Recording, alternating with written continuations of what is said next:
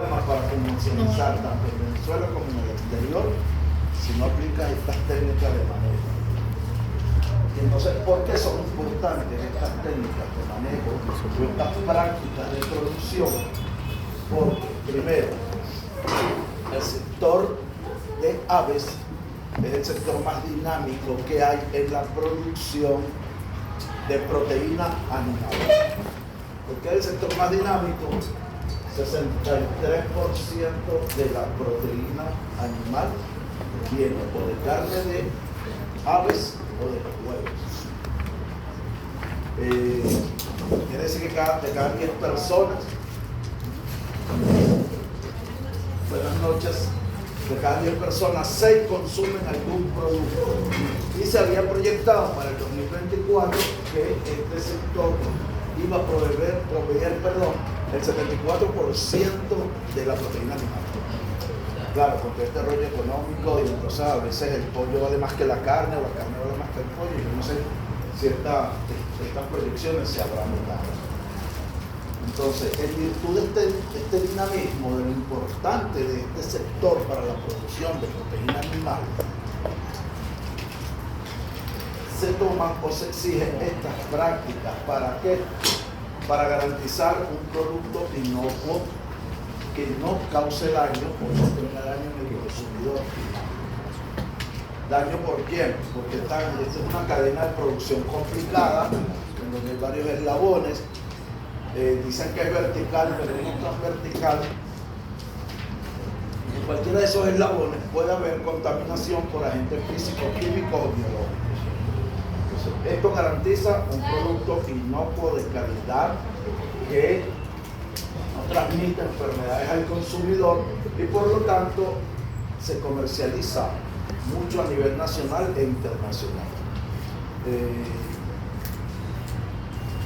En los años, finalizando los 90, Venezuela se abastecía de pollo y vendía pollo a todas las islas del Caribe.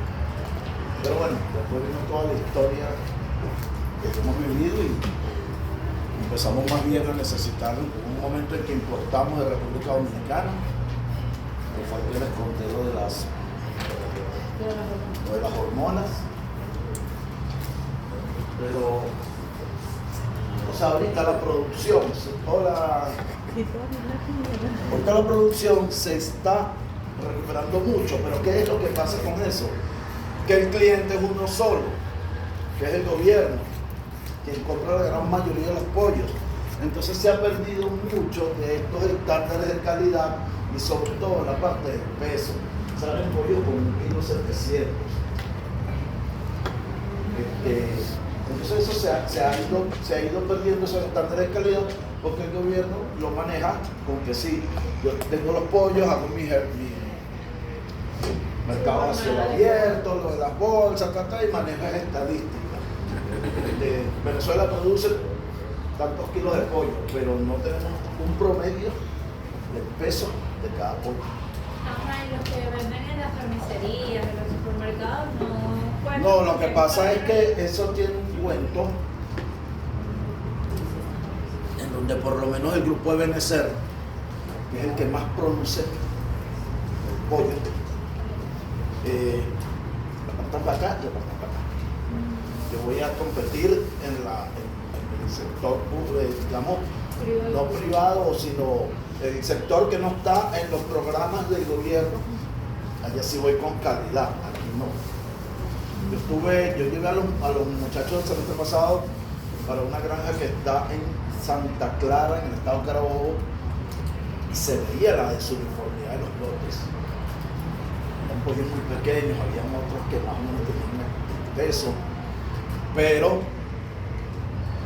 yo no dije nada porque aparte de que uno está en una casa ajena, ellos son amigos míos, pues entonces no les podía decir, chamo, que es el pollo este. Pero bueno, nada, lo importante es saber producir y manejar esos estándares, porque ustedes, ¿a quién les va a tocar esto? A ustedes como veterinarios. Quizás ahorita dirán algunos, mira, no, yo voy a ir para perro y gato, no necesitamos nada. Bueno, pero muchos de cuando salen a hacer pasantías se van a las unidades de producción, después regresan ya enfocados en otra cosa. una muchachita que hizo la pasantía en Cojedes, en una de granja de ambiente controlado. Bueno, dice que yo no voy a trabajar más sino con algo. Yo le digo, bueno, pero es que no todas las granjas son de ambiente controlado. O sea, como llegas a una que es convencional, te desilusiona de lo que... Eso, bueno, empezamos por la ubicación de la producción. ¿Qué es esto? ¿Qué función tiene toda la aquí? Dar sombra. Romper el viento. Y oxígeno. Un galpón, una fila de árboles, otro galpón, otra fila de árboles. Para la separación. Para el viento. Cortina rompeviento para evitar el flujo masivo de aire frío entre los galpones. Los galpones más o menos están a 20 metros cada uno. Ok, entonces fíjense. Lo primero que hay que ver cuando uno va a instalar una unidad de producción es un aislamiento sanitario. Ese aislamiento sanitario consiste en que esa unidad de producción debe estar por lo menos 3 kilómetros aislada de centros urbanos, de mataderos, de basureros, de autobuses, de toda la actividad humana que pueda generar contaminación. Eso es lo primero que hay que poner.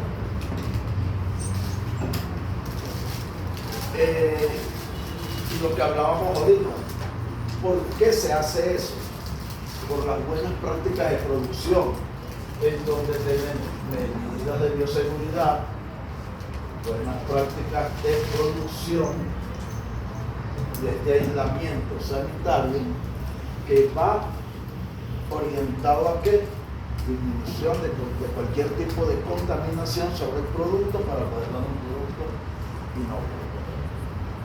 En ambientes no controlados, los galpones se orientan como primera razón, mayor incidencia de radiación sobre el galpón, más no adentro. Y lo otro, para que haya una buena ventilación y haya una aireación natural. Si yo tengo galpones de ambiente controlado, los puedo orientar cuando me dé la gana y como se dé la gana, porque todo está controlado y no voy a tener afectación o ventajas sobre estos factores naturales.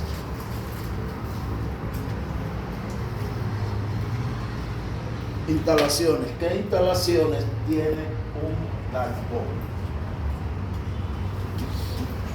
Se supone que los galpones, la principal función, ¿cuál es?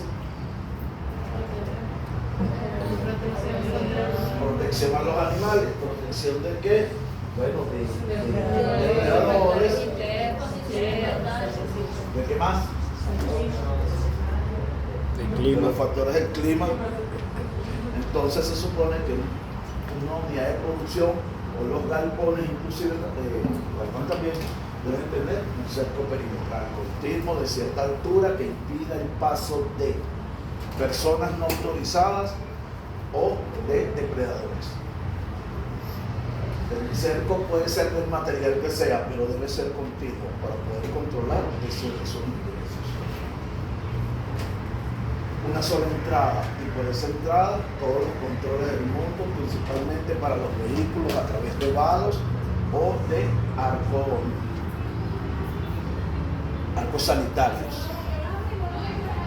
Las señalizaciones, bueno, en cualquier granja que vayan las van a ver. Aquí tenemos el vado, aunque aquí no hay arco sanitario, este sí tiene los dos. Y el arco sanitario para cuanto vehículo ingrese o salga de la unidad de producción para evitar transmisión de enfermedades de una unidad de producción a otra. ¿Qué tiene el arco sanitario? Que se ve como si fuera agua. ¿Se ve como si fuera? Bueno, es que simplemente es agua, pero con un desinfectante diluido a una concentración tal que permita matar las bacterias, porque al fin y al cabo, ¿qué es un desinfectante? Una sustancia química que destruye o inactiva a las bacterias de los microorganismos. Y ahorita vamos a ver cómo debe ser el manejo con las personas que ingresan a la unidad de producción. No puede entrar un vehículo que no pase por esto. ¿Por qué? Porque es un foco de patógenos. Porque pongamos que yo pido el alimento concentrado y me lo trae un camión de purina, de protinal. De protinal, porque purina ya es lo que hace el perro y gato. Ese camión viene solo para mi unidad de producción y muchas veces viene y trae alimento para una granja y de esa granja agarra para la mía. Entonces yo no sé qué viene de allá para acá. Y se moja el alimento. ¿Qué pasa por aquí? No debería, porque la mayoría de estas granjas intensivas no compran sacos, sino gandolas de materia prima. Esas gandolas traen esa materia prima en no container propiamente, sino el cercado del camión son paredes de metal. Eso viene cerrado. Entonces se desinfecta el camión por fuera y después me dejan medio.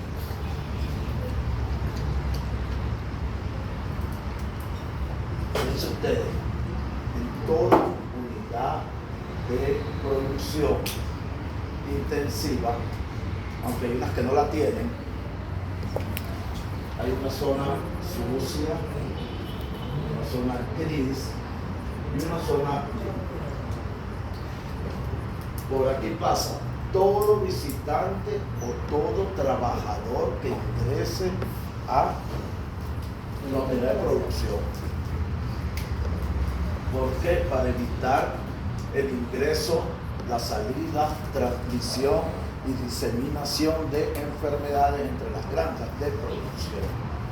De hecho, muchas de esas personas que trabajan acá tienen prohibido tener animales en su casa, traer cualquier agente patógeno.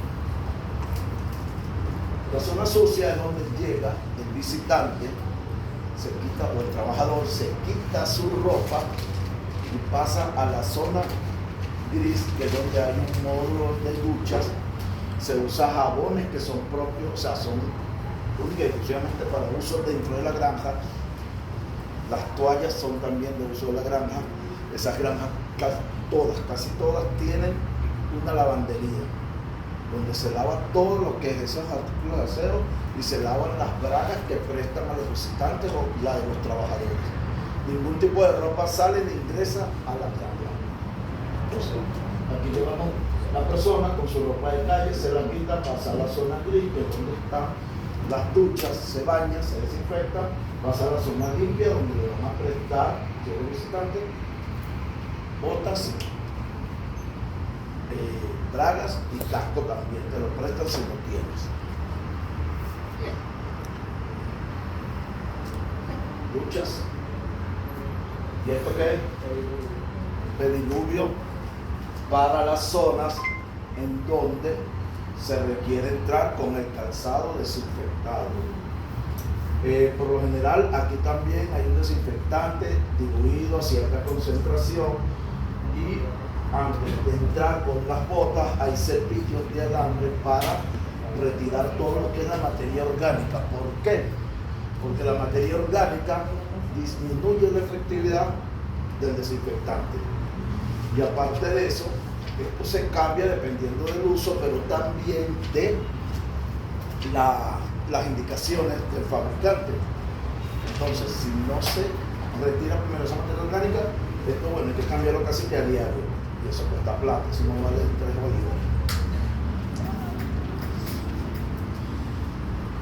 Hay otras zonas de la granja en donde se requiere satinizar el calzado. Por ejemplo, si vas a entrar a esta oficina, ahí no van a salud, ahí no van a poner un vado, pero van a poner unas alfombras o tapetes que son como de goma espuma, de cierta resistencia, y eso va impregnado con un desinfectante.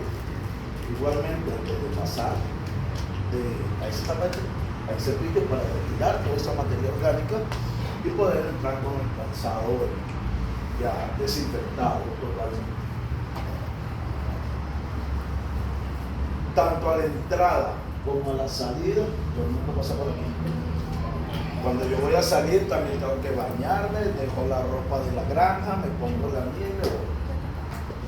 Y eso simplemente son medidas de bioseguridad, que más adelante vamos a ver cómo son esos procesos, porque en las aves el mayor porcentaje de enfermedades viene por fallos en las medidas de bioseguridad.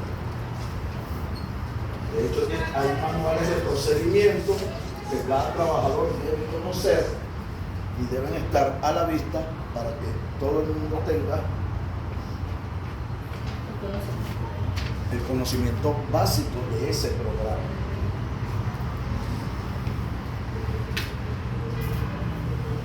Construcción, bueno, esto es chileno, por eso que con esta caseta, o ellos son exquisitos para hablar, nosotros somos muy ordinarios, no sé, las dos cosas. Hacemos eso galpones. Fíjense, a pesar de que los galpones, las bases de concreto, me refiero a columnas, suelo, el techo va sobre una estructura metálica, las paredes, más que todo, son muchas veces de malla, de este tipo de malla para vamos a ver más adelante que son más fáciles de lavar, pero también vamos a ver que protegen más a las aves, tienen un mejor confort o un mejor ambiente y son menos costosas. ¿Quién de ustedes ha pasado de acompañante una noche en un hospital, en una clínica? Y hace frío. Sí. ¿Por qué hace frío? ¿Por el aire? No. Por lo menos. Porque todas las paredes, por cuestiones de satinización,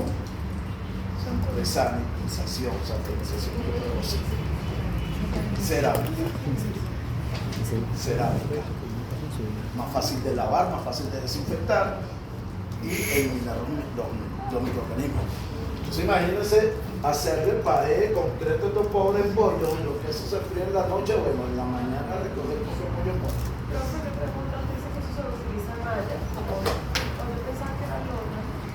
No. Vamos para allá.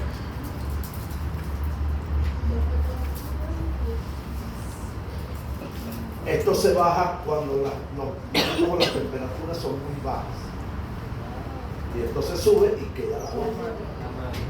¿Por qué? Pues fíjense donde está esta granja.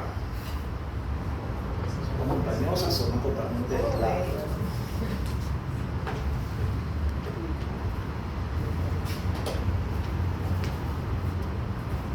Bueno, aquí lo que habíamos hablado, primera función de las instalaciones, es decir, de los galpones, proteger a las aves de las condiciones ambientales. ¿Cuál es principalmente? Radiación solar dentro del galpón, por eso se usan alerones, si no hay ambiente controlado, de viento, temperaturas, humedad sobre todo. Pero hay algo muy importante, no solo protegerlo de las condiciones ambientales, sino también facilitarle al animal que haya suficiente espacio para que pueda comer y beber sin jerarquizaciones. Veíamos la semana pasada que qué sucede cuando hay jerarquización. Se caen a picotazos, viene el canibalismo, cada pellizquito de eso es una puerta de entrada de bacterias y trata una población de 15.000, 16.000 pollos. Fácil, es dinero que se puede haber evitado teniendo unas instalaciones adecuadas, pero también teniendo lo que les dije la semana pasada, densidad poblacional. Si nosotros no manejamos la densidad poblacional adecuada, todo lo demás se viene abajo. Ahí no vamos a lograr hacer nada. Entonces, los muros laterales, al igual que cercas perimetrales, pueden ser cualquier material, siempre y cuando tenga dos condiciones: que no sea poroso ni que sea de un material que se pueda corroer. ¿Para qué? Para que uno pueda lavarlo, porque más adelante vamos a ver el vaciado sanitario, y en el vaciado sanitario hay ciertas labores que se hacen, y al tener materiales que no sean resistentes, no permitan ser, o sea, tengan durabilidad y permitan ser lavados, vamos a tener focos de infección. Por eso es que las paredes pueden ser el material que sea, siempre y cuando tenga esas dos condiciones, siempre y cuando cubra o permita encerrar todo el galpón y que tenga un solo acceso para controlar el ingreso de cualquier persona no ajena a la unidad de producción. Los pisos, a pesar de que en los pollos de engorde se utilizan camas, el piso debe tener una pendiente, porque ese piso, una vez que saca el lavado sanitario, del vaciado sanitario, se va a lavar. No necesariamente tiene que ser concreto, puede ser de tierra apisonada, pero continuo, sin deformaciones o ondulaciones que permitan la acumulación no tanto de agua, sino de pollinaza. Porque la pollinaza, donde se acumule, eso es una fuente de patógenos de infección para las aves. Y si tú haces el vaciado sanitario en sitios que no limpiaste, vas a tener problemas para cuando traigas el nuevo lote. O que queden húmedas también. Sí. Pero no tanto húmedo, porque después, cuando uno hace la última función, que es la desinfección, debe cerrar el galpón 2 o 3 días. Claro, pero si hay opciones, o sea, como tú dices que si no está liso, puede quedar. Ah, bueno, sí, puede quedar acumulaciones ahí. Pero lo ideal es que no sea así, pues, para evitar esas cosas. Porque ahorita vamos a ver las enfermedades más comunes y tan fuertes que te pueden mandar a matar todos los pollos en un galpón. Y todas esas medidas sanitarias o buenas prácticas de manejo que implican la parte de la desinfección, la limpieza, el trabajo, es lo que va a garantizar que tengas un producto saludable. El techo, vimos aquí que el techo es de zinc, pero este techo debe ir sobre una estructura metálica que descanse sobre las columnas y que tenga resistencia. ¿Por qué? Para poder instalar los equipos de alimentación. Porque ahí van a ir indicando los equipos de comida y bebida y el bebedero de metal. Estábamos aquí. Entonces, claro, los pollitos cuando llegan pequeñitos de 1 a 2 días necesitan otro tipo de comedero, pero cuando se termine esa primera etapa de preiniciación, ya entonces hay que poner los comederos y bebederos que se van a usar hasta el final del ciclo. Y eso trabajan por poleas y porque son, después cuando hay se va a hacer el vaciado sanitario, se desinfecta todo y ellos se suben para terminar toda la instalación. Y no estamos hablando de 3, 4, 5 comederos, estamos hablando de un batallón de comederos y bebederos. Y lo que tú preguntabas la semana pasada de los pollitos, ¿qué era? ¿Cómo aprendían? El chamo me preguntaba, lo que pasa es que nadie tiene la particularidad, espera que se haya todo el mundo para preguntar. Hay un proceso de estimulación y tienes que ir dándole a los nipples, y eso produce un ruido característico, y ese ruido los condiciona a ellos a saber, y por supuesto que también en la salida del agua. Y ahí mismo unos aprenden porque vieron y los otros por imitación. Y ahí aprende todo el mundo a tomar agua.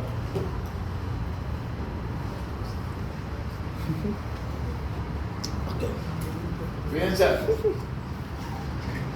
esta parte de esto de polímeros, nosotros no lo usamos. Esto se usa en países de clima templado.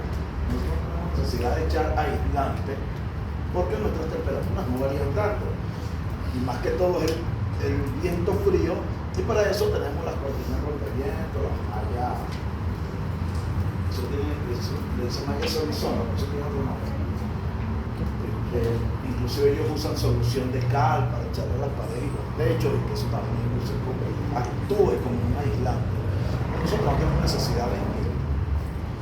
Entonces fíjense, estas medidas de ancho, alto y largo, por lo general dependen mucho del manejo que haya en una unidad de producción X.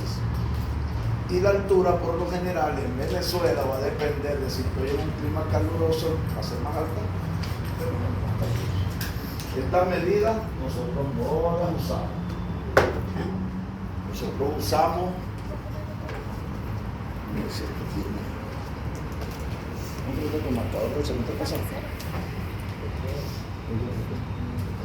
Nosotros usamos ancho de 10 a 12 metros.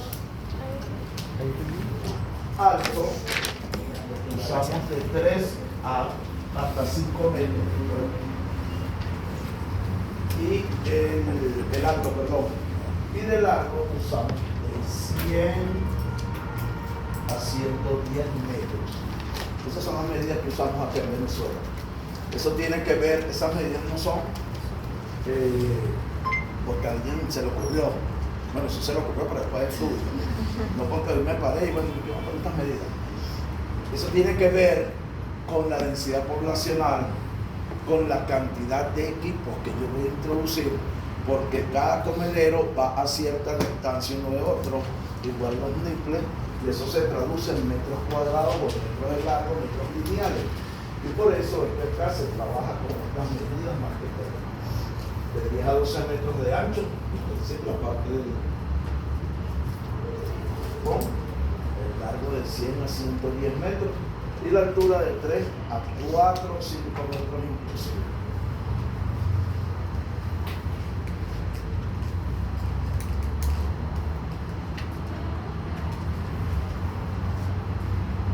Porque se acuerden ahorita más adelante, de estos silos es donde se lleva la comida o las raciones una vez que se formulan. Estos silos no, pero no.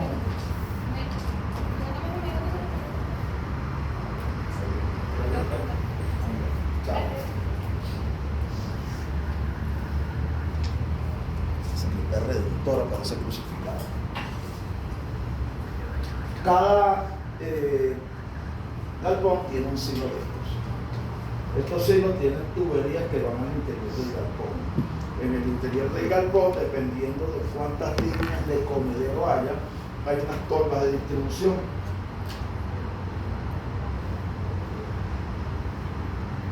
El alimento pasa de aquí a estas torbas a todo lo largo del comedero para surtir y dosificar cada comedero que esté dentro del galpón. Ahorita lo vamos a quise aprovechar eso porque más adelante no se ve la torre. Ok. Tipos de galpones. Hay un ambiente controlado y hay convencionales que son abiertos, en donde se depende de las condiciones naturales de la zona, y en función a eso de la ubicación, y en función a eso hago la estructura.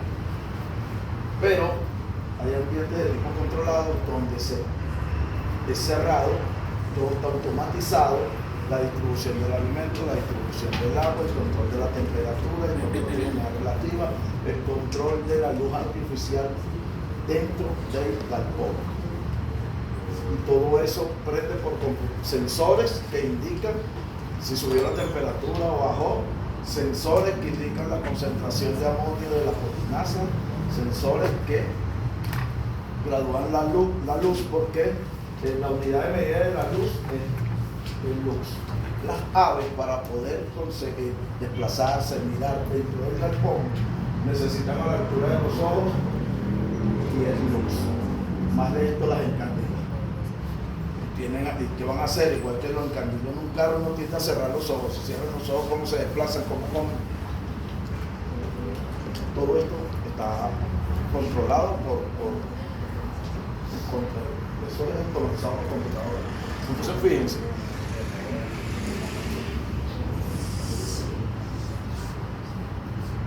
esto que está aquí, extractor. No se puede poner el ventilador de lado, porque no funciona. Echaba de aquí a allá y los pollos están. Ventilación No. Estos son ventiladores y se encuentran al final de cada galpón o en un solo lado. Y estos son extractores. Esto es para cuando suben los niveles de amonio, se paran, prenden y empiezan a extraer. Esto es para cuando la temperatura ambiente hace que suba la temperatura interna, se disparan los termómetros y se prenden todos los ventiladores. Cuando se prenden los ventiladores, todos los pollos están echados. No caminan ni nada, y se quedan echaditos todos a llevar su aire. Pero cada cierto tiempo hay que apagarlos unos 5 minutos para que ellos caminen y puedan termorregular. Porque si no, también podemos tener un efecto contrario, que los enfriamos mucho con esto. O el aire los molesta mucho. Entonces cuando se prenden esos ventiladores, todo el mundo anda echado. Un balcón, el que se hizo ya su vaciado sanitario y se está esperando. Otro nuevo, los ventiladores que están al final, bebederos, comederos, ventilados arriba. Estos se lavan, se desinfectan, luego que están desinfectados se suben y se comienza a limpiar toda la parte de la. Esta parte que está acá, que es como una fosa, es para la recepción de los pollitos pequeños, para la primera etapa de preiniciación. Hay sitios, yo no los conozco ni los he visto, que supuestamente estas plataformas las suben, otros las rellenan y colocan lonas, porque nadie va a hacer un galpón para pollitas y después a los 10 días pasarlo por otro galpón. Eso es mucho dinero. Entonces tienen estas áreas de recepción donde estaban a ver los comederos y bebederos que se utilizan. Ay, chamo, ¿qué pasó? Puede ser que no salga la lámina. Que no salga la lámina.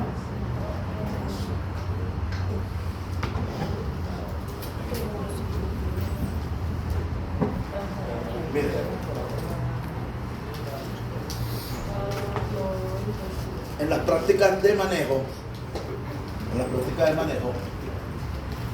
una de las primeras labores que se hace es el transporte. Se compran los pollitos de 1 o 2 días de nacido y hay que llevarlo desde donde está la incubadora hasta la unidad de producción. Ese traslado, lo importante no es saber las dimensiones de la caja, sino saber que la caja tiene 4 secciones en donde se ponen alrededor de 25 pollitos para trasladar 100 por caja, o de 20 pollitos para trasladar 80 por caja, y no por qué. Y el fondo de esas cajas debe tener un material absorbente e inocuo. ¿Por qué?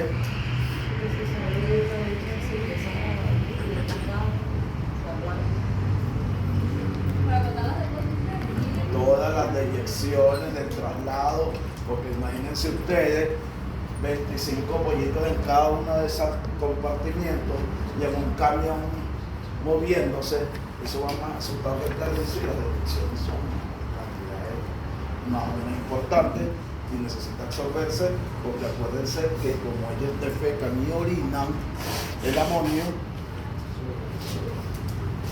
por eso es que está calle. Por tierra se pueden poner 100 pollitos por caja, porque eso es cada división. Por avión son menos, se ponen unos 80, porque las turbulencias. Y uno de los problemas cuando se trasladan pollitos es que es la mortalidad por aplastamiento. Sobre todo cuando el transporte o la movilización se excede de las 16 horas. Perdón, problemas de aplastamiento, problemas de deshidratación y muerte por deshidratación. Por eso es que cuando vienen en camión debe haber o aire acondicionado o ventilación con salida de aire, para que el aire circule, la temperatura no suba y haya muertos. Fíjense ustedes, cuando se van a mandar pollos al matadero a beneficiarlos, los transportes se hacen por lo general de noche. Anteriormente, en Venezuela se hacían de día. Yo iba por la carretera y veía esas gandolas en donde cada caja caben como 300 pollos, 200, 150 pollos, algo así. Y llegaban muchos pollos muertos al matadero. Porque aparte de eso son camiones abiertos donde llevan sol, se van deshidratando y mueren. Hoy en día se busca que sea en transportes con ventilación, que sean cerrados y tratar de que el tiempo de traslado sea muy correcto y se está mandando de noche para evitar todas esas pérdidas. Ya, eso es.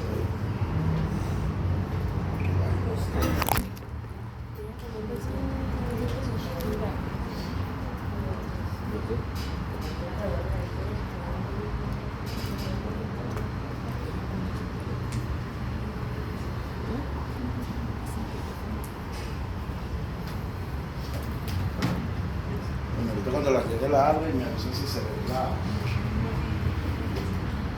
la lámina que sigue debe ser la de las cajas de traslado. Son cajas divididas en 4. Esas cajas van dependiendo de la cantidad de pollos o del transporte, pueden ir 25, pueden ir 20 pollos en cada división, para evitar sobre todo el hacinamiento y sobre todo en las esquinas. ¿No parece? Bueno. No importa, yo les mando por correo, se las voy a mandar. Sí, para que se vea, porque si no, los correos se los mando. La recepción, importante de la recepción, fuente de calor. ¿Por qué? Exacto, son pollitos de 1 o 2 días, en donde debe haber una fuente de calor, por lo general una lámpara infrarrojo, una por cada 700 pollitos. Bebederos, los bebederos de iniciación, por lo general son de niños. Y los comederos son bandejas, en donde los pollitos, bueno, se meten dentro de la bandeja, pero no le puedes poner un comedero de plato porque no van a poder comer. Características de esos comederos y de los comederos más que todo, que sean de plástico, que no estén rotos, que no sean viejos porque empieza a acumularse sarro o materia, hongos. Entonces, no es que si yo compré una cantidad de comederos, esto me dura para 50 años, no. O sea, hay que desecharlo después de cierta chancho, anda para la sechita. ¿Sí? Fíjense, si se usan bebederos de pomo, porque ya los pollitos están un poquito más grandes, se necesitan de 80 a 100 pollitos, un bebedero por 80 a 100 pollitos los primeros 10 días, que es lo que dura la iniciación.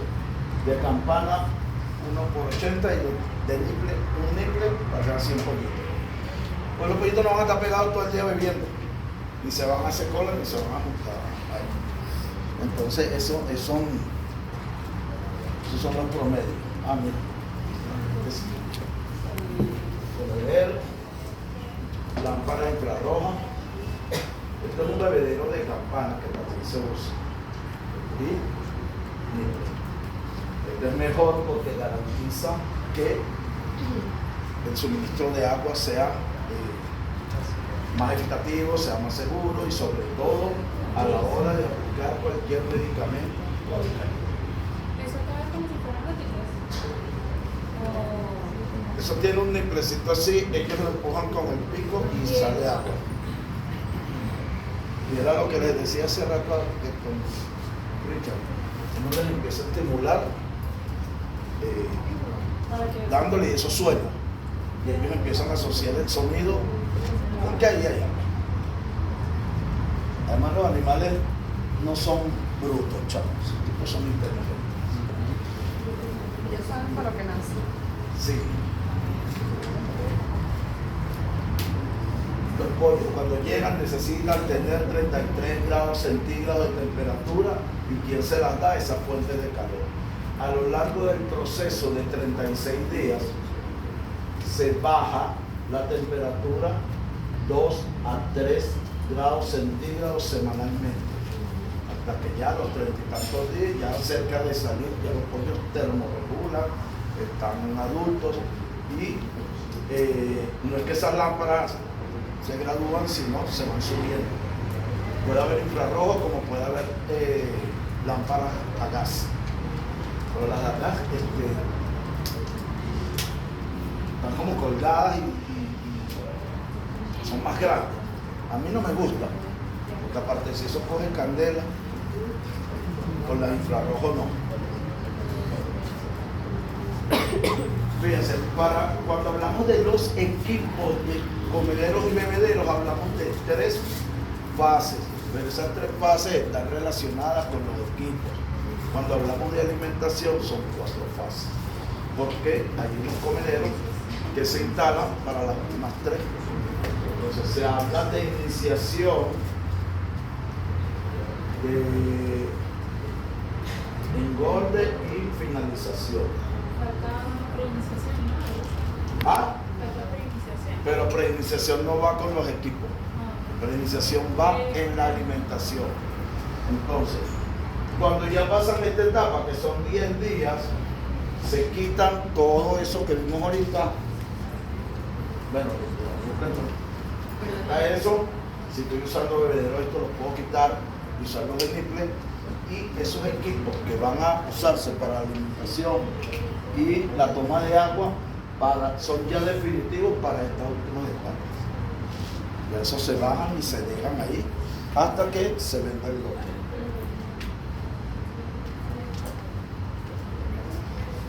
Bueno, engorda y finalización. ¿Te vas ya? Yo termino a las 12:30. Pero eso que agarraron ustedes está como muy difícil. Tú querías hablar de ambiente controlado en aves. Pasa que siéntense ahí.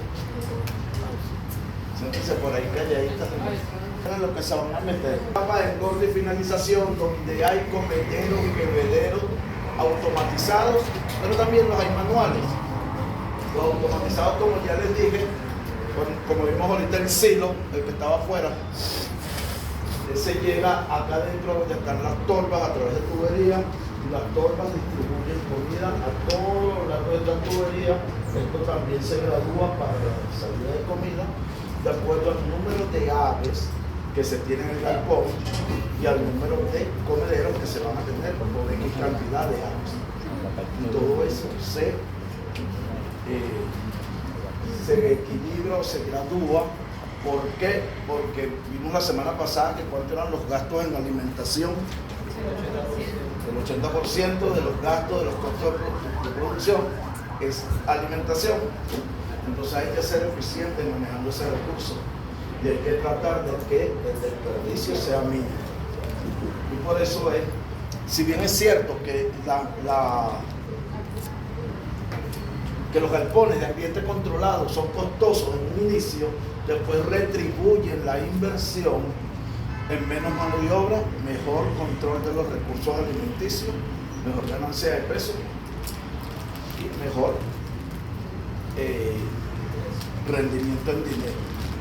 Entonces, por eso es que yo les decía la semana pasada que la mayoría de los sistemas, sobre todo de producción de carne de aves, en Venezuela son intensivos, aunque a veces no creamos que eso es así.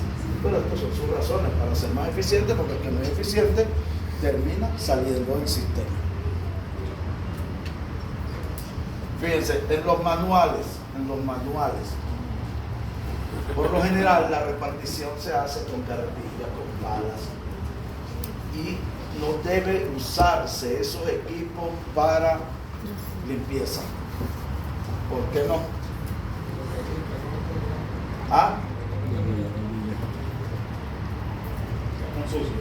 Lo puede, si yo uso esos equipos para retirar cama húmeda, ¿verdad? Y reponer cama seca, eso va quedando ahí. Y yo le puedo echar agua a la carretilla y eso no va a eliminar a los patógenos que estén ahí. Entonces muchas veces en estos sistemas hay que usar eso, hay unos sopletes pequeñitos como ese vaso, se flamea eso, las mallas, las paredes, todo para poder eliminar esos patógenos. Si no se tienen esas medidas de bioseguridad, se termina con un plan B. Todo esto que les decía hace rato de que las dimensiones del galpón no son por capricho, sino porque vienen las líneas de comederos, bebederos, y esto se distribuye, digamos, equidistantemente.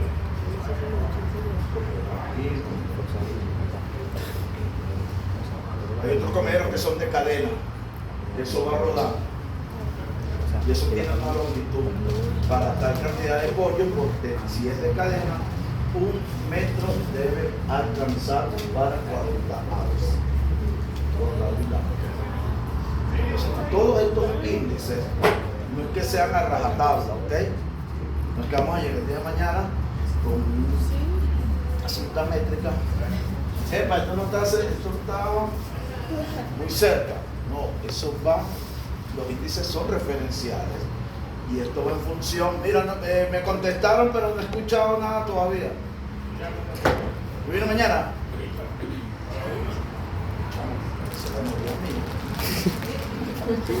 Te falta el pegarme. Entonces, esa no podemos llegar con eso. Los índices son referenciales. Y depende de cada unidad, tiene su manejo. Pero nosotros debemos conocer los índices para saber alrededor de qué estamos. Porque si yo necesito ajustar densidad poblacional, pero no tengo ni idea de cuántos pollos por metro cuadrado debo tener, ¿cómo ajusto?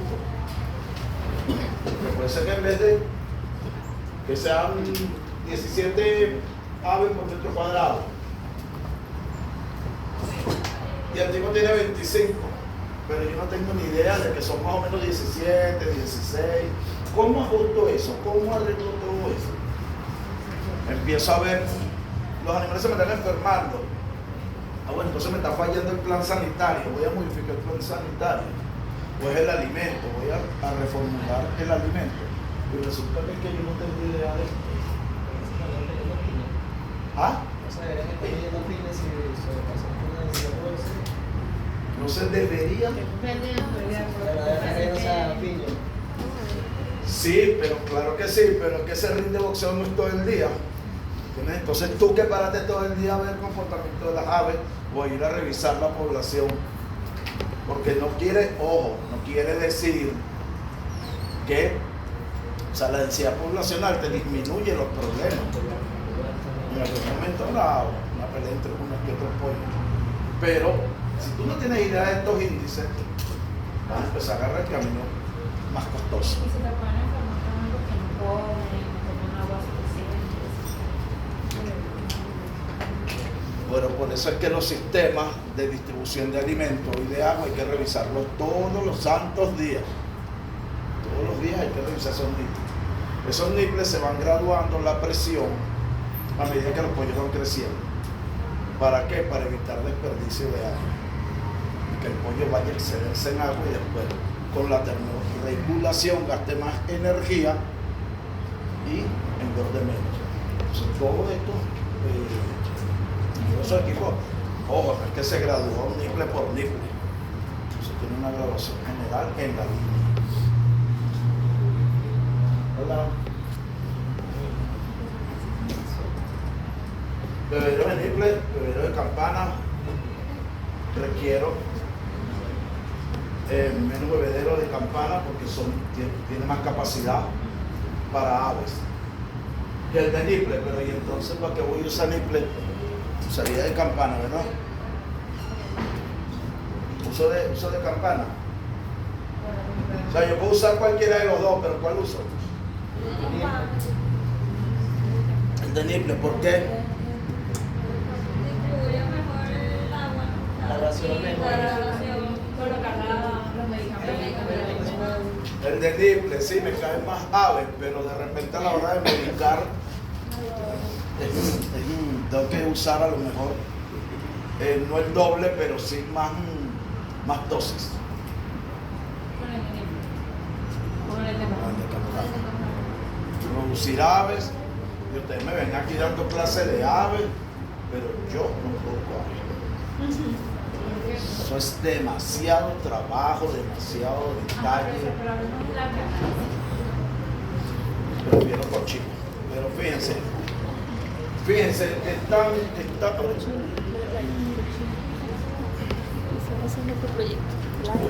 Saca la vamos a terminar esta parte. Bueno, eso que había ahí eran bebederos. Fíjense tan importante o cuánto trabajo tienen las aves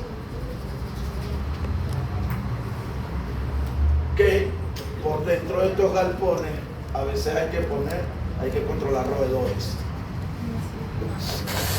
Y los roedores por lo general se controlan con tubos de PVC y se amarra el veneno para que la rata no se lo lleve.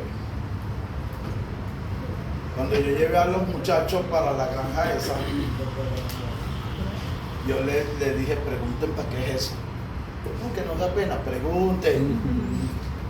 Uno tiene que ser, estas carreras son de curiosos, uno tiene que ver todo y preguntarse por qué eso es así, no de otra forma. Y le dijeron, eso es para control de roedores. Esos tubos que los amarran a las rejas. Y le dije, bueno, chica que se fue afuera, se fue ahorita. Pregunta por qué están por dentro. Ven para controlar roedores, pregunta si eso está bien que esté por dentro. ¿Y por qué por dentro? Y el tipo le dijo, no vale, te vas a reconocer algo. Eso tiene que ir por fuera. ¿Por qué por fuera? Porque me vas a envenenar los poros. Y otra cosa importante que le dije, y pregunta por qué lo ponen ahorita. ¿Y por qué ahorita? Y le dijo, eso no debería estar ahí cuando los pollos están adentro. ¿Por qué? Porque hay comida y la rata no va a hacer gafas para comer veneno. Se vaya a comer el alimento. Entonces hay que ponerlo por fuera y cuando se hace el vaciado sanitario, que no haya nada de comida y que la rata tenga que ir al veneno.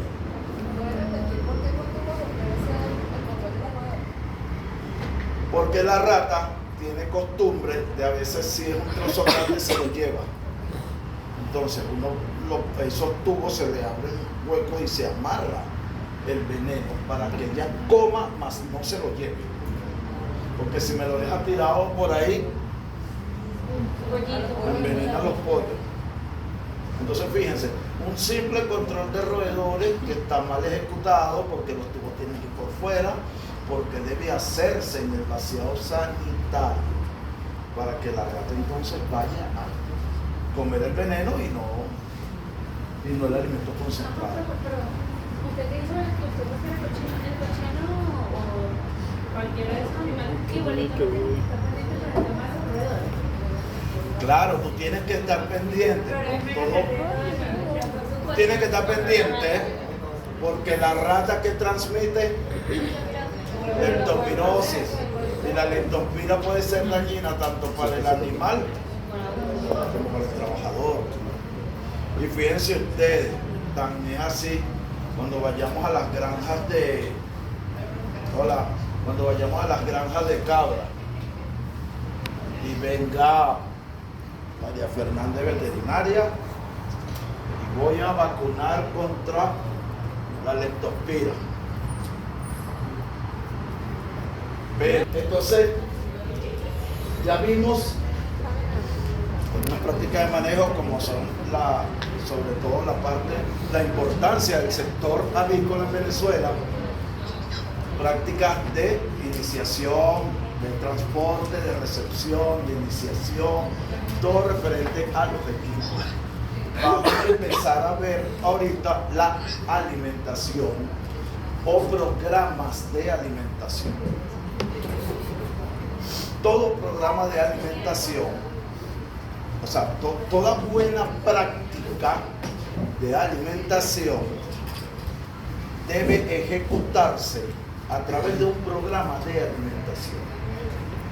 Ese programa de alimentación debe basarse primeramente en el consumo, porque si las aves no consumen, no van a tener una buena dieta. ¿Y para qué basarse en el consumo? Porque el objetivo principal de un programa de alimentación es cubrir los requerimientos nutricionales de las aves en cada una de sus fases, pero también cubrir las necesidades de salud, bienestar y productividad. Y esas cuatro cosas me las tiene que cubrir un programa de alimentación para yo tener unas buenas prácticas de alimentación. En función de eso, yo tengo que conocer las etapas fisiológicas de las aves. Preiniciación, en donde va a llevar un alimento que es más proteico y energético, porque están en crecimiento, ¿cierto? Y tengo 36 días para salir de toda esa gente. Del día 1, que es cuando llega el pollito, no es la edad del pollo, porque yo puedo comprar pollo a 1 o a 2 días. El día 1 es cuando los pollos llegan.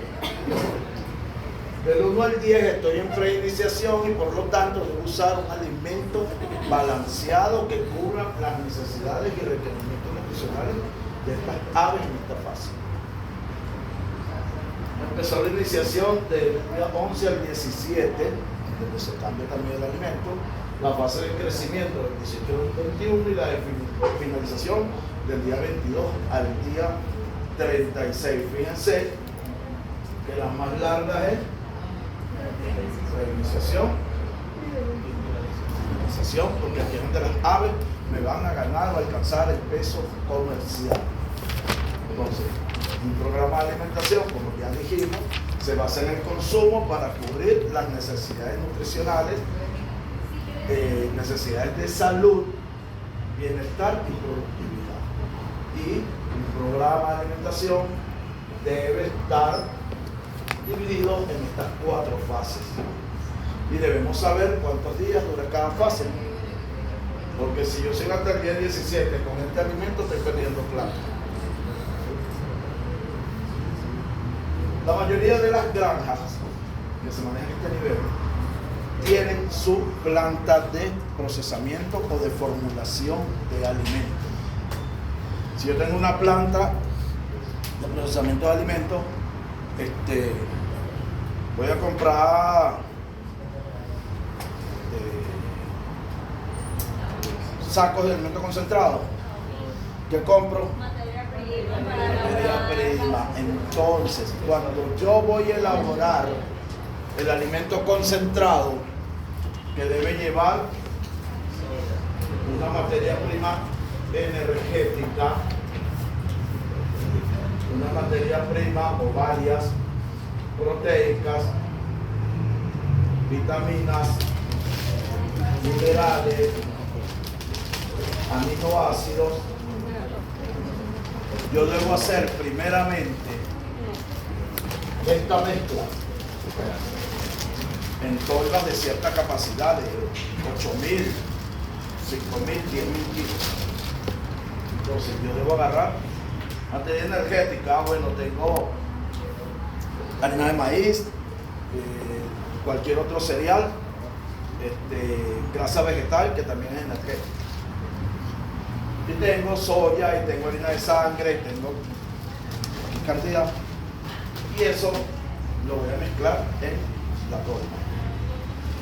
Vitaminas, minerales y aminoácidos no los puedo echar en esa torta tal cual, porque esto se mezcla en pequeñas cantidades. Entre estos 3 hacen 2-3 kilos.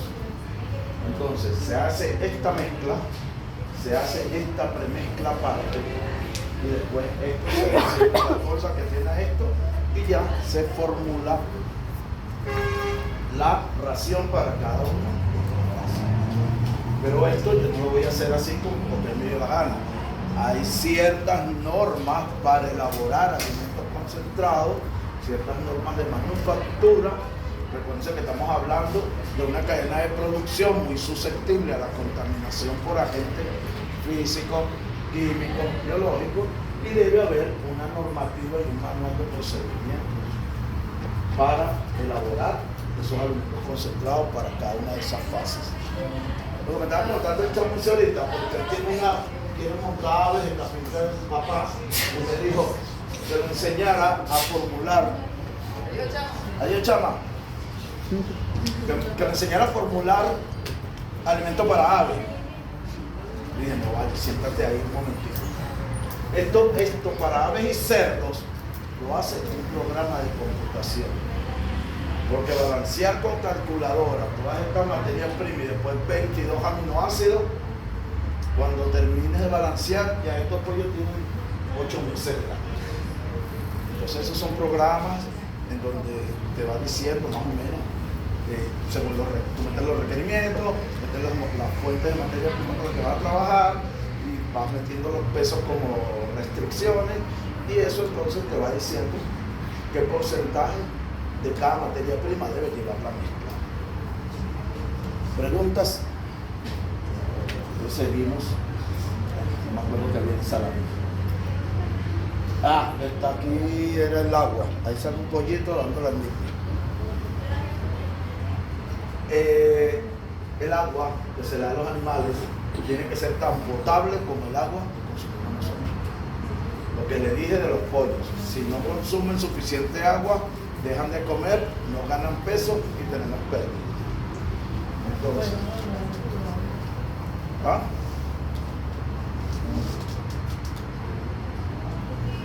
y tenemos pérdida. Entonces fíjense, tiene que haber un programa que lo diseñan los veterinarios de lavado de qué, de todo lo que es cisterna, todo lo que es tubería, comprobar que los bebederos funcionen de manera correcta y con la presión adecuada para que el animal tenga acceso. Y esta parte es importantísima. Debe haber un plan de contingencia en función del número de aves que se aloja. ¿Y cuándo hicimos esa cuenta?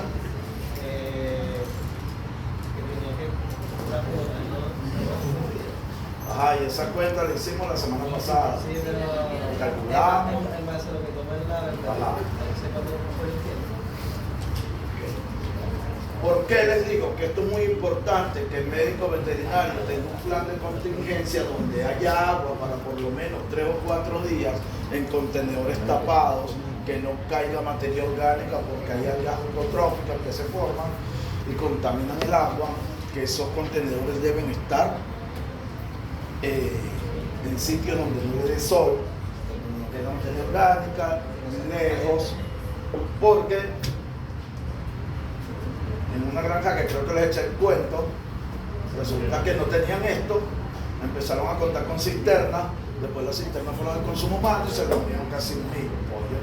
Y no de engorde, ella fue ponedoras, que es peor, y lo botaron para que era tremendo trabajador. Un colega de verdad que manejaba esa granja, pero bueno, se le olvidó esto. Y ustedes como médicos veterinarios no se les olvida esto. Inclusive deben, ¿cómo establecemos un programa de potabilización del agua? ¿De cero? Eso es para la calidad, pero como si yo tengo agua en depósito, debe haber un programa de potabilización. Ahorita hay amonios cuaternarios de quinta generación, que se le echan 2 o 3 gotas a no sé, creo que a 1000 litros y se potabiliza. Se desinfecta, se potabiliza y se le puede dar al animal. Ustedes no sé si cuando el COVID no les regalaron a por ahí por la calle pastillas potabilizadoras para los tanques de agua y todo eso. Bueno, se las regalaron, pero yo decía, pero en mi casa está en el techo y no vamos ahí. Entonces, todo esto es labor del veterinario. Por favor. Todo esto es labor del veterinario. Y para mantener la calidad del agua que me viene de la calle y que yo almaceno en cisternas y de las cisternas las paso a los galpones, yo debo hacer exámenes a esa agua, microbiológicos cada 6 meses, físico-químico una vez al año, y con eso estoy garantizando la base de la producción, que es el agua.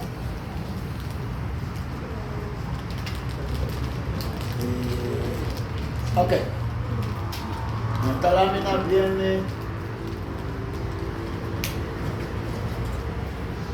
Aquí viene lo que se llama el plan sanitario. ¿Quién hace el plan sanitario? ¿En base a qué? A las enfermedades, o sea, al historial. En base a las enfermedades que hay en las zonas aledañas a la unidad de producción. Pero yo no puedo llegar a sentarme que me vengan a decir, yo tengo que ir preguntando. Mira, ¿cuántas granjas hay aquí, allá? Bueno, ahí voy a pasar por allá a preguntar. Y en función de esa recopilación, yo hago mi plan sanitario. ¿Cuál es el objetivo de ese plan sanitario? Prevenir, diagnosticar y dar atención inmediata a las enfermedades que se presentan. Ese es el objetivo del plan sanitario que va a diseñar uno de ustedes algún día. Y a mí no me vayan a llamar, llaman a Germán, especialmente una vez. Ok.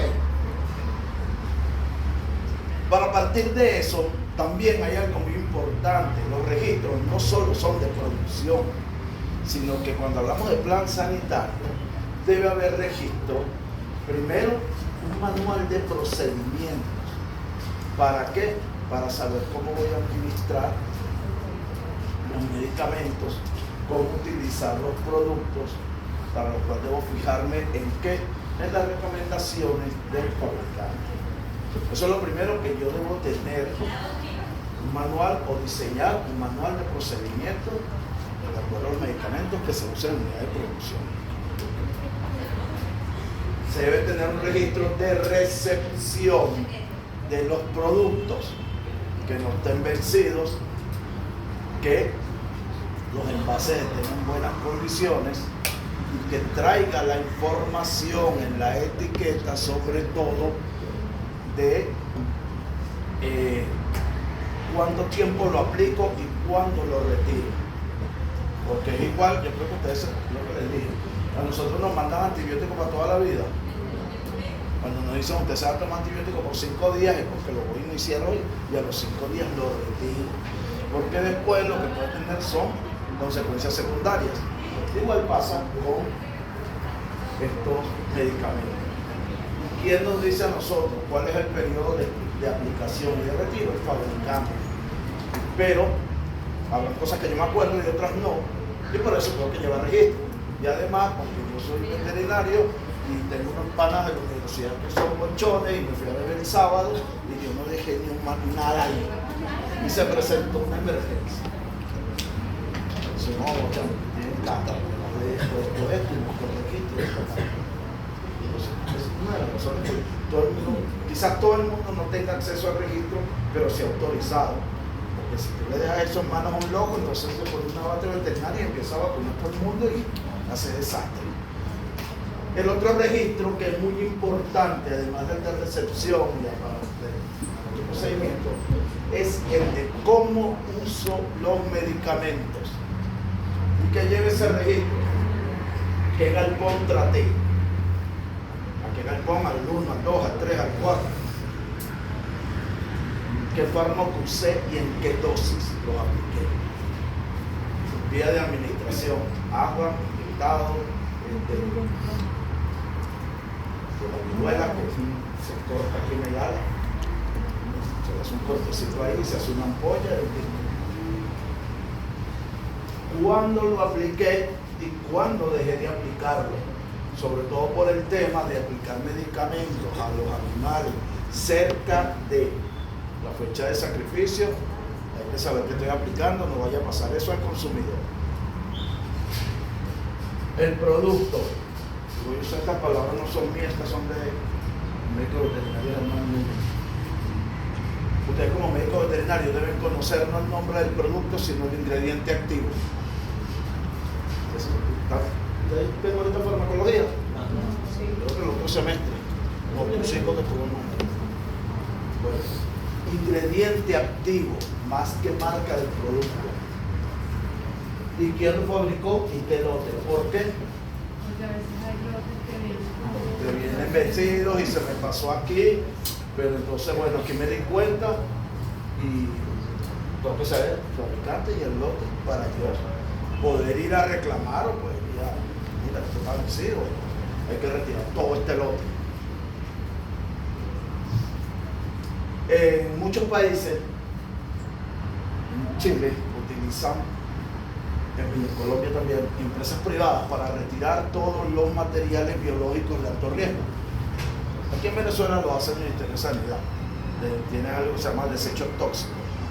Y eso lo hace a nivel regional también. Pero hay que ir a registrarse porque ellos hacen una programación y cada cierto tiempo pasan a retirar. ¿Qué material?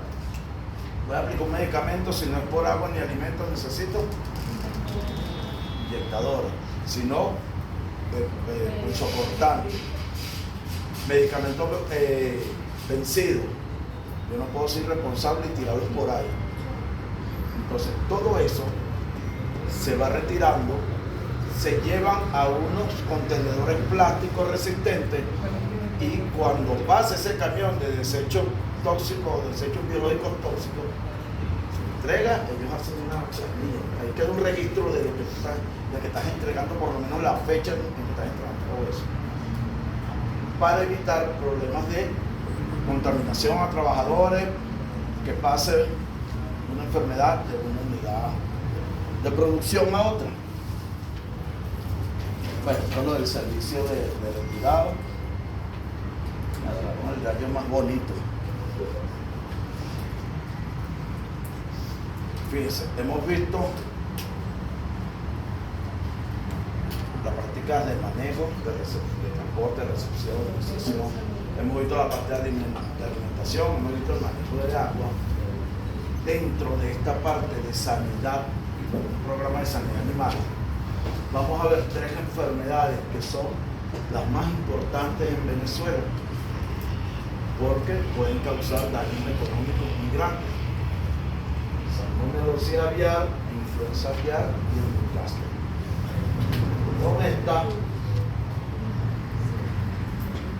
si no se elimina porque no se avisó a tiempo, hay que quemar todos los pollos. Pero en el país va pasando una cosa con esto. Muchas veces, por supuesto, el productor va y soborna no al veterinario como tal, sino al que viene del ministerio, porque estas enfermedades son de notificación obligatoria porque las manejan el Estado. Ustedes no pueden ir a comprar vacunas contra el Newcastle, pues no se las van a vender, las van a conseguir en ningún sitio.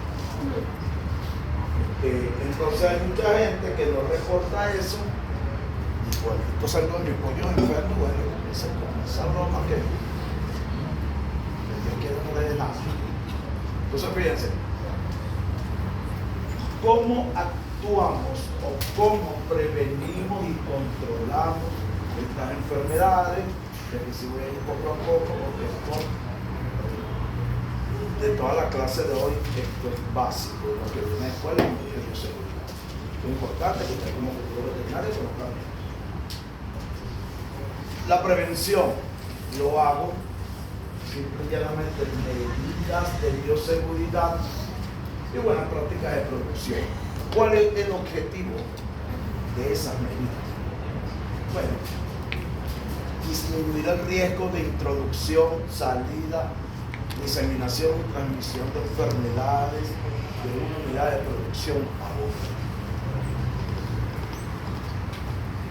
Fíjense ustedes, ¿qué medidas voy a tomar yo para tener bioseguridad, tener buenas prácticas de producción y que esto me permita prevenir enfermedades. Lo que hablamos al principio, el aislamiento sanitario de la granja, 3 kilómetros alejada de todo. ¿Qué otra cosa debo de saber o manejar yo? Lotes de la misma edad, de una sola edad y de una sola procedencia. Los compré a las incubadoras de la granja, los compré a las incubadoras de Protinal. ¿Y por qué estos lotes de una sola edad y de una sola procedencia? Para que me permita tener otra medida de bioseguridad, de buenas prácticas y de prevención, Y evitar una contaminación. que es simple y llanamente el sistema, todo adentro, todo afuera. Si tengo aquí 20.000 pollos, todos salen al mercado el mismo día, y entonces yo puedo realizar lo que se llama el vaciado sanitario, que dura entre 7 a 8 días. Todas esas labores las vamos a ver ahorita. Entonces, debo tener pollos de la misma edad del lote y una misma procedencia. Y por último, el control o impedir el ingreso de visitantes que puedan convertirse en transmisores de enfermedades o agentes patógenos. Con estas medidas, bueno, lo del control de plagas, maleza, eso es una tontería. Pero principalmente para tener prevención sobre estas enfermedades, medidas de bioseguridad, de buenas prácticas, que son el aislamiento sanitario, lotes de una sola edad y una misma procedencia, me permiten el vaciado sanitario y controlar el ingreso de personas a la granja. Si mi prevención falló, pues yo soy muy vago, viene el control.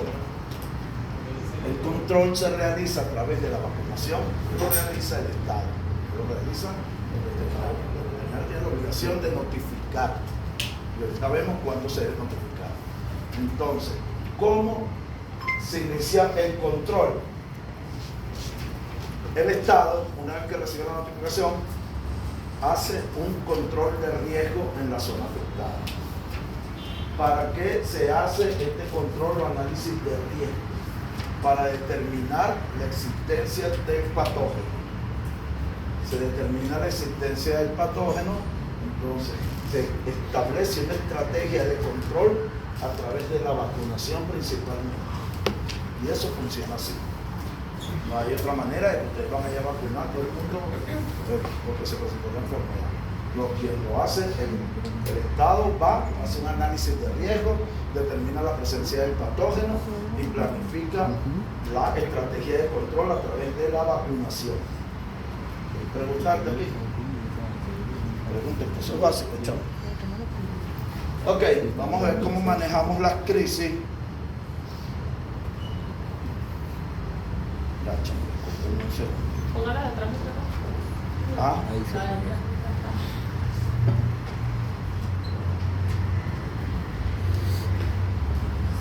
¿y lo va a copiar toda? Será a las 4 de la tarde. Ok. ¿Cómo manejamos una crisis de alguna de estas enfermedades? Lo primero, el veterinario de la unidad de producción esté metido ahí los 7 días de la semana o vaya un día, pase el otro, a otro, porque tiene varias fincas, varias granjas, perdón. Es el que debe hacer el reporte a las autoridades. ¿Y cuándo hace ese reporte? Bueno, cuando ve que hay una mortalidad que se incrementa sin causa aparente o cuando hay signos de la enfermedad. Va y hace el reporte. ¿Cómo actúan las instituciones del Estado, que en este caso aquí en Venezuela es el INSAI? ¿Cómo actúa? Lo primero que hace es una cuarentena pecuaria, es decir, en la granja donde está sospechándose la presencia del agente patógeno, se impide entrada o salida de animales, entrada de productos o de subproductos. Y puede haber dos tipos de cuarentena, una precautoria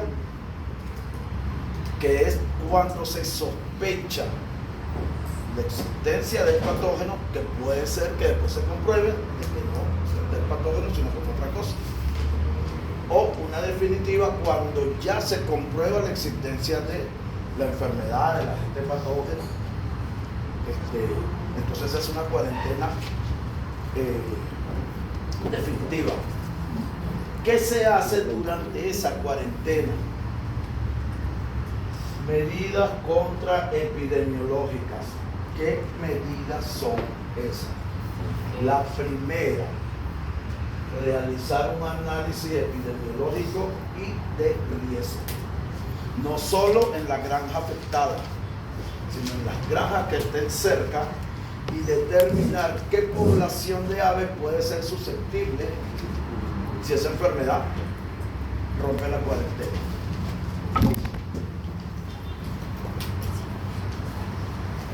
¿Y cómo se hace ese control de riesgo para esa situación epidemiológica?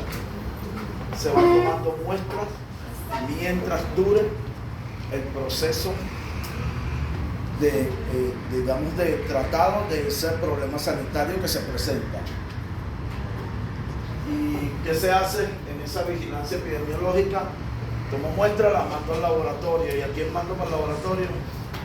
¿A los dueños? ¿Quién?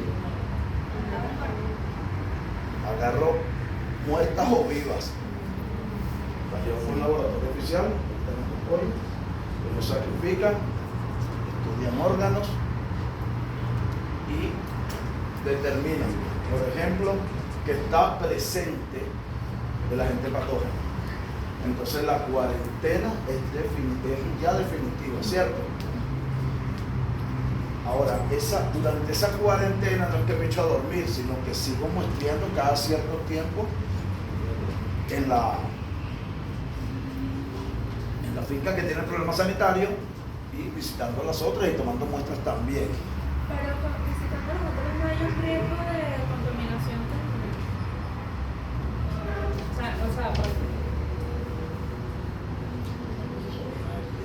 Zona sucia, zona limpia, medidas de bioseguridad.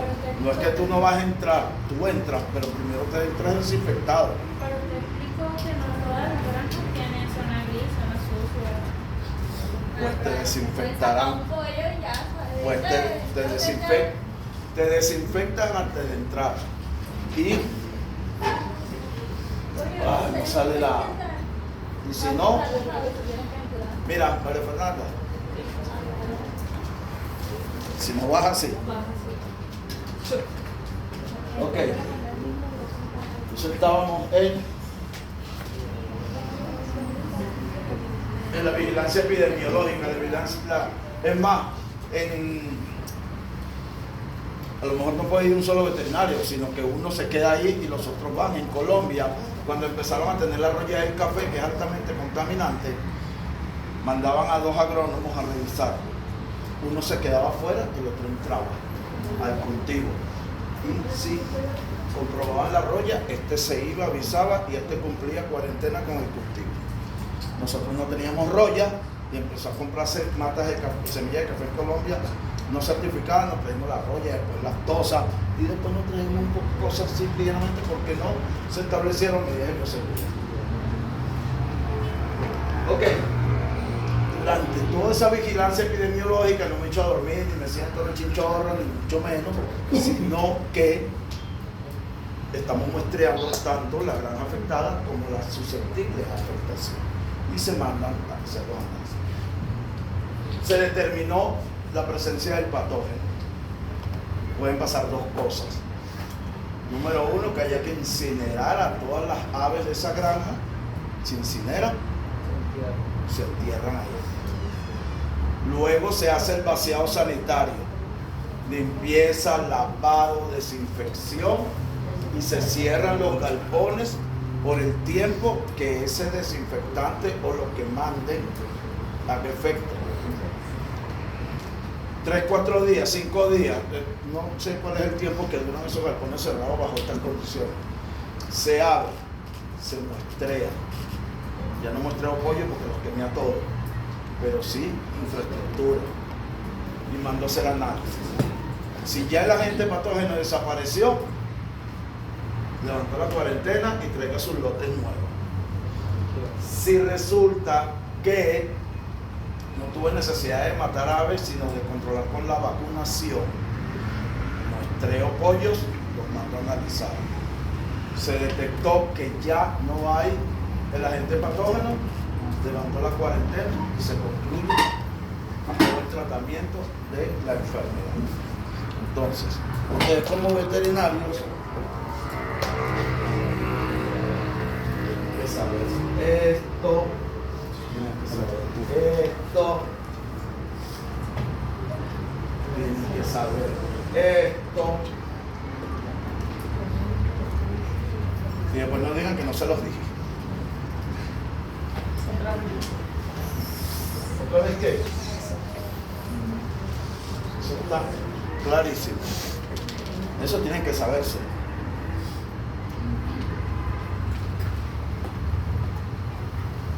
Aquí debe decir medidas de bioseguridad. Medidas de bioseguridad. ¿Qué es las medidas de bioseguridad? Medidas de bioseguridad son un conjunto de normas y prácticas de manejo que se realizan ¿para qué? Para varios objetivos.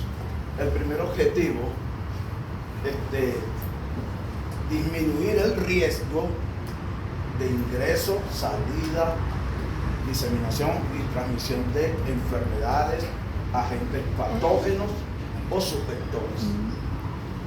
Segundo, disminuir el riesgo de contaminación biológica.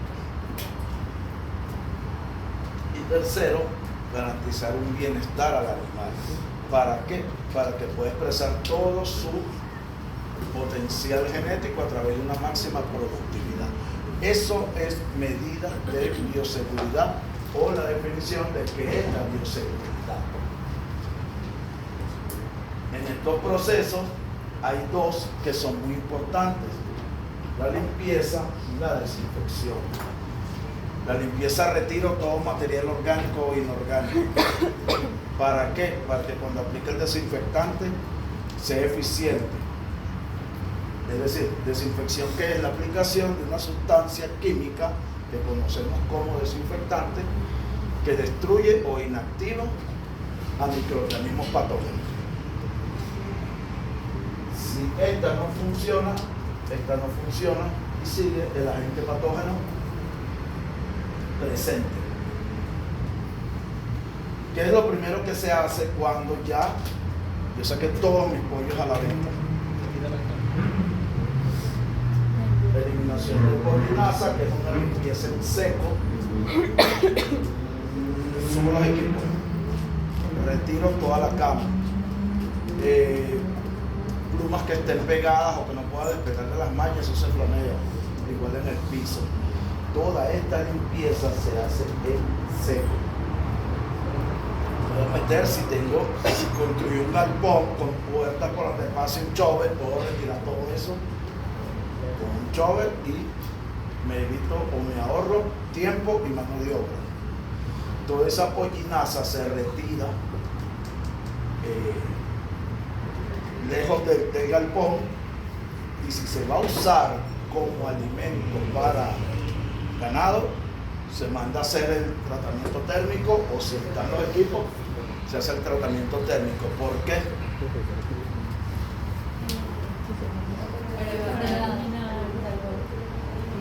Para evitar enfermedades en el ganado. O si lo voy a usar como abono, fuente de nitrógeno para el pasto. Y el pasto requiere nitrógeno para clorofila y materia verde y valor nutricional, y crear más biomasa vegetal, más animales, más producción, como un residuo de este proceso. Retiré toda esa pollinaza en seco, limpié todo el interior del galpón. Debo irme ahora al lado de afuera. ¿Por qué el lado de afuera? Alrededor de las casetas crecen malezas que son hospederas de ectoparásitos, y que estos parásitos enferman mucho a las aves porque nos las desesperan y no las van a comer. Pulgas y piojitos, todo lo que chupe sangre. Entonces, no es solamente limpiar dentro, hay que limpiar fuera. Tengo que retirar equipo que no se use, que esté deshecho ahí tirado, porque se alojan entonces roedores. Ah, claro.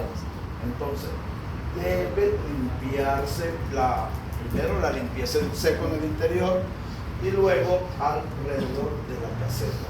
Después que yo hago todo eso, vengo al lavado, no solo del galpón, sino de qué más tengo que lavar.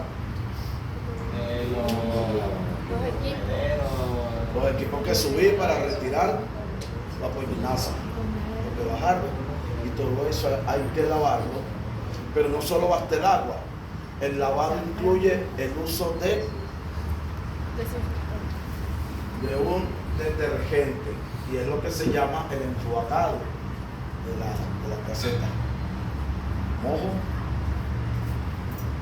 echo el detergente, enjuago, restriego y luego retiro con agua limpia para proceder a la desinfección. Pero para que la desinfección pueda funcionar, debe haber que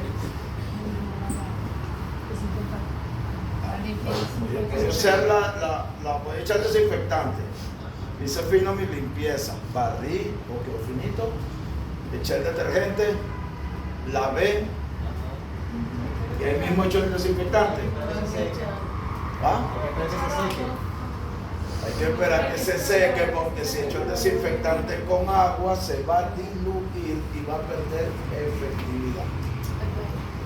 Hay diferentes métodos para desinfectar: termonebulización, espuma, X, que se use cualquiera de estos que son los más usados. Pero ese desinfectante no hago como en mi casa. En la casa Barro echo el desinfectante que vaya a usar, pues si les nombro Mistolín, ustedes no habían nacido cuando eso se usaba. Bueno, se echa el desinfectante, entonces viene uno y pasa con esto y después pasa con esto con agua para retirar el desinfectante. Entonces no hice nada, porque en qué momento va a actuar el desinfectante. Acá, después que hice limpieza en seco, lavado, enjuagado con detergente, dejo que se seque eso. Y eso no se seca de un día para otro. Por eso es que el vaciado sanitario dura alrededor de 8 días. Cuando la caseta esté seca o el galpón esté seco, vengo con la desinfección y agarro, y se me olvidó ir para ya buscar el registro, tráeme el desinfectante y leo mi etiqueta. ¿Para qué? Para ver las indicaciones. ¿Por qué? Porque después de ese desinfectante tiene que estar ahí varios días. Entonces el tipo me dirá, el desinfectante actúa durante 3 días. Echo el desinfectante, lo dejo ahí húmedo el galpón y cierro. Y cuando yo vaya a volver a abrir, son 3 días más los otros 2 días más el día de limpieza, porque estamos hablando de un galpón de 1000 y pico de metros cuadrados que nos vamos a barrer un día. Terminaron los 8 días, entonces yo traigo mi lote nuevo, no voy a esperar que eso se seque, porque después me van a poner una cola. Entonces yo tengo que cuadrar, que mis pollos lleguen cuando yo haya terminado el vaciado. Yo vuelvo a meter mi otro lote.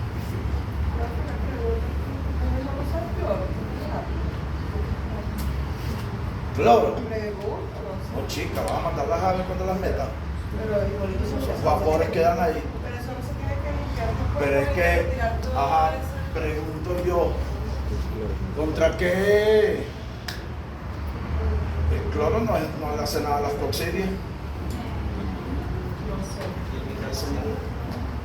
Entonces, Por eso es que tienes que usar desinfectante específico. Y aparte, ¿cuál cloro? Porque si es el cloro del agua, es muy distinto a otro cloro. Hipoclorito para potabilizar y desinfectar vegetales. Pero para agentes patógenos no. ¿Ah? Investiga, pero no vayas a decir eso porque le vas a echar cloro. No vayas a decir eso ya la grama. Eso no puedes decir. Ok. Bueno, te estoy respondiendo, pero no te molestes, chica. Te estoy contestando. No estoy segura, pero creo que el cloro sí elimina algunos agentes patógenos. Ok. A menos que el desinfectante o algunos desinfectantes eliminen la totalidad. Entonces ahí sí. Tú compras un desinfectante. Eso te trae una dilución. Sí. La labor de la medida de bioseguridad es que todos los depósitos de agua, los bebederos, los comederos, las tuberías, los extractores, los ventiladores, todo eso hay que desinfectar. Si ustedes tienen agua almacenada y terminó el ciclo de los pollos, esa agua no se puede quedar ahí. Esa agua hay que botarla. Desinfectarla, sentar en los tanques para volverlos a llenar si se presenta una contingencia. O sea, los tanques se vacían Y se lavan. ¿Por qué? Si ustedes tienen tanques en su casa, esos azules, después, ahora hay unos blancos, pero que los meten en el baño. Cuando eso se vacía, eso queda como una baba pegada. Eso es un cultivo para bacterias. Entonces ustedes tienen que vaciar ese tanque, lavarlo. Bueno, si lo usan para el baño, lo concentra, no le para porque yo me echo jabón. Pero para los animalitos, ¿cuánto falta? Faltan 15 láminas. Claro. Sí. Todas estas medidas de bioseguridad faltan 3 y 4. Es que ya se me puso el teléfono acá. Fíjense, importante, después de todas estas medidas de bioseguridad, hay que evaluar todas esas labores. Y qué mejor evaluarlos que tener un registro o una ficha técnica en donde se explique todo lo que se hizo. ¿Por qué? Porque hay otro problema con los desinfectantes, que hay que no usar uno solo, sino que hay que rotar varios. ¿Por qué? Porque puede generar resistencia. La última parte es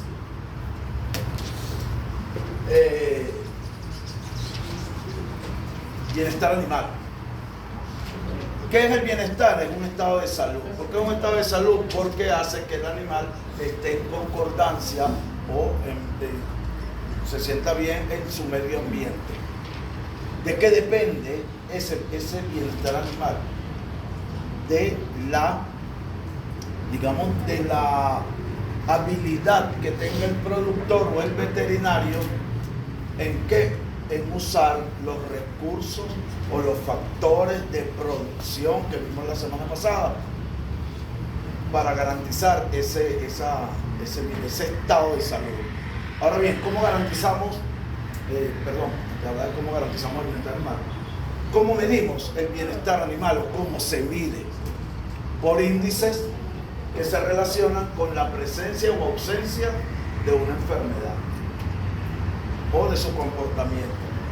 Eso no se mide, tengo tantos grados de bienestar animal, sino qué incidencia de enfermedad tuve, o si no tuve incidencia de enfermedad, quiere decir que todas mis medidas de bioseguridad y de prácticas de manejo funcionaron muy bien. De esa manera, con esos índices que se relacionan con presencia o ausencia de enfermedad, es que se mide el bienestar animal. ¿Y cómo garantizo yo como productor que pueda dar un bienestar animal a esas aves? Instalaciones adecuadas y densidad poblacional adecuada. porque si no, no me funciona nada de lo que empezamos a hablar desde hace rato. Por supuesto, con esas medidas voy a dar ciertas condiciones ambientales, como la temperatura, la humedad relativa dentro del galpón, la concentración de gases, específicamente de amoníaco o amonio, porque causa problemas a nivel de las mucosas de los animales.